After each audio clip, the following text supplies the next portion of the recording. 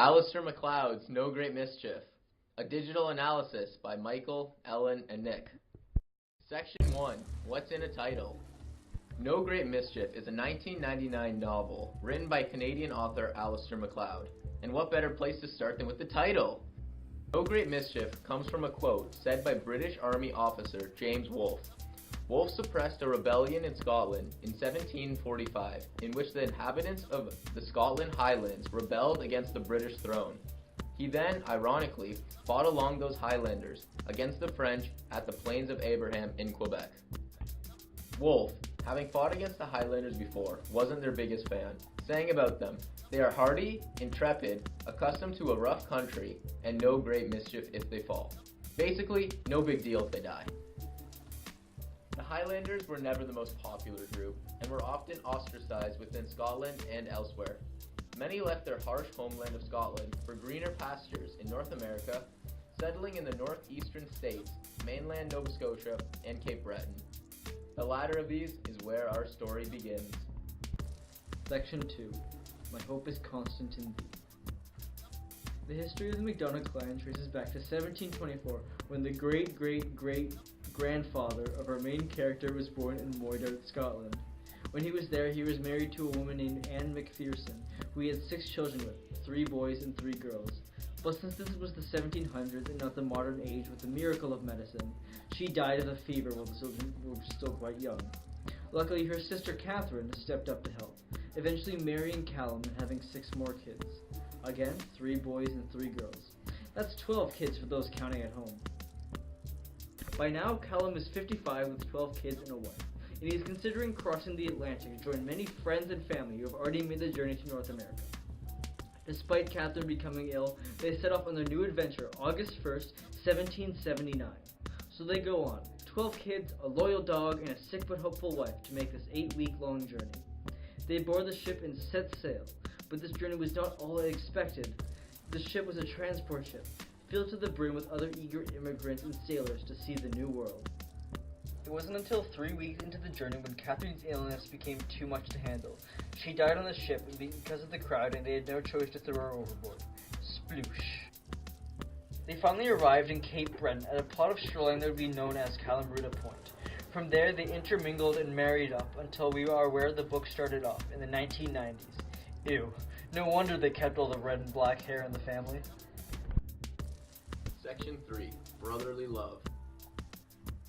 Now that we're all caught up with the history of the clan, let's jump into modern day, 1990, where we find a middle-aged Alexander MacDonald driving up to Toronto to visit his brother Callum. Callum lives in what may be considered Toronto's own Skid Row, as his location may indicate he's not doing too hot. Alexander finds his brother absolutely wasted and a little worse for wear in his rundown apartment. As drunk people love to do, Callum begins reminiscing about his and his brother's shared past. Here, it is revealed that the brother's childhood was quite tragic. When Alexander and his twin sister were still toddlers, their mom, dad, and older brother Colin all drowned after falling through thin ice. After this, little Alexander and Catherine were taken care of by their grandparents. Callum, along with Alexander's other 2 older brothers, weren't so lucky, as they had to drop out of school and enter the workforce prematurely following their parents' death. Section 4. It's All Mine. Callum kept working hard into the 1960s, a decade that saw plenty of MacDonald boys moving to work in the hard rock mines in Sudbury. Everything was fine and dandy until Callum and Alexander's cousin, who was also named Alexander, died in a horrible accident. Or was it an accident? On the day of Alexander's death, he was only working with the French, a group that never really got along with the Scots. Some MacDonalds blamed the French for his death, intensifying the feud between these groups. The animosity grew and grew, till it bubbled over in a violent confrontation, after Fern Picard, the leader of the French crew, approached the Scots talking smack, and an all-out war erupted.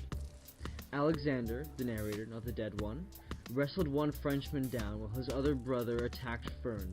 Things got really nasty. In the end, Picard lay dead with a wrench blow to the skull.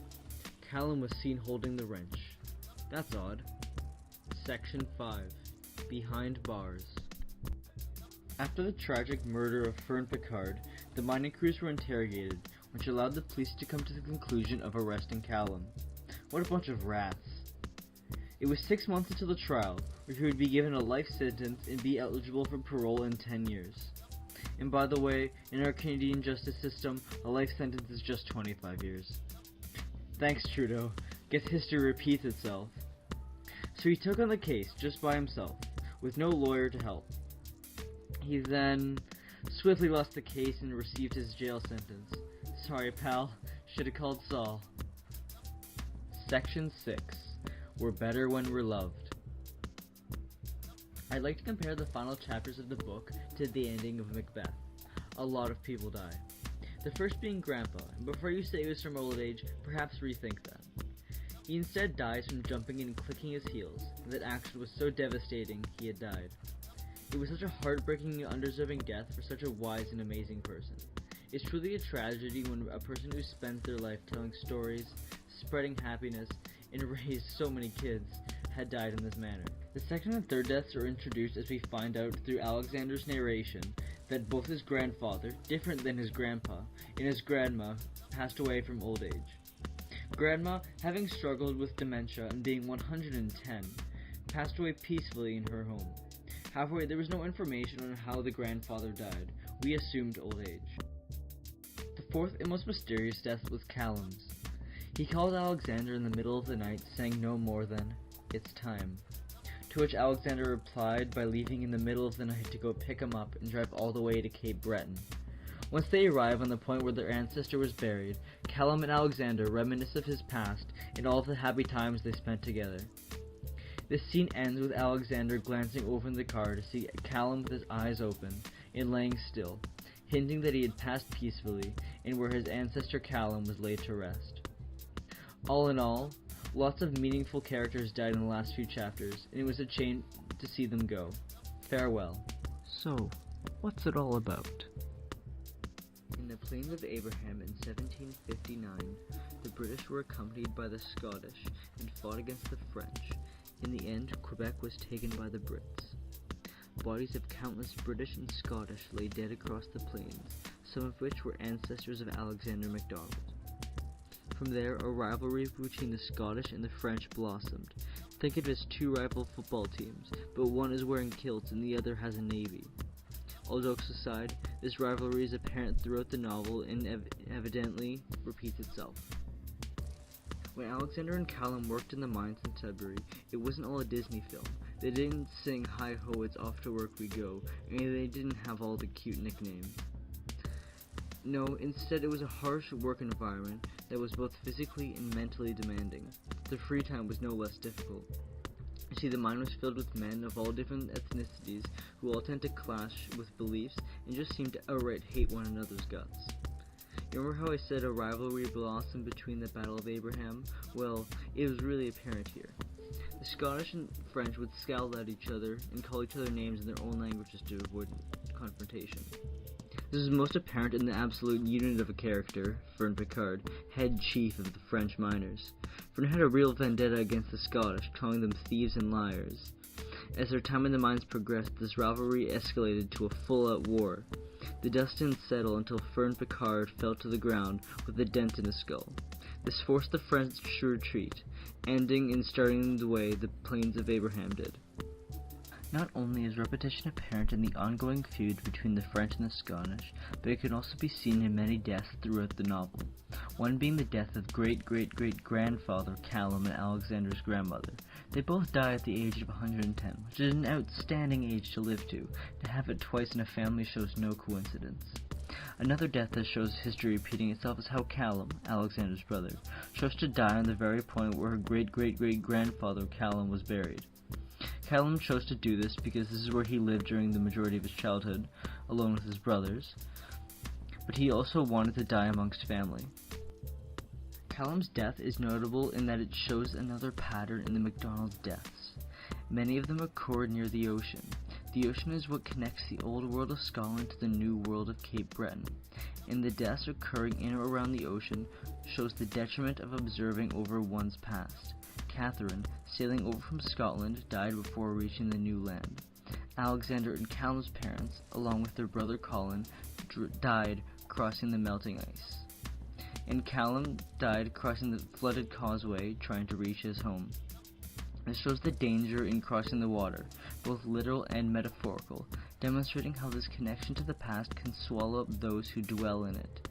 The telling and retelling of Catherine and Colin's stories act as a warning, and one that is not to be heeded by Callum, leading to his death. There are also plenty of motifs repeated throughout the story. The MacDonalds are constantly singing old Gaelic songs and telling stories of the homeland.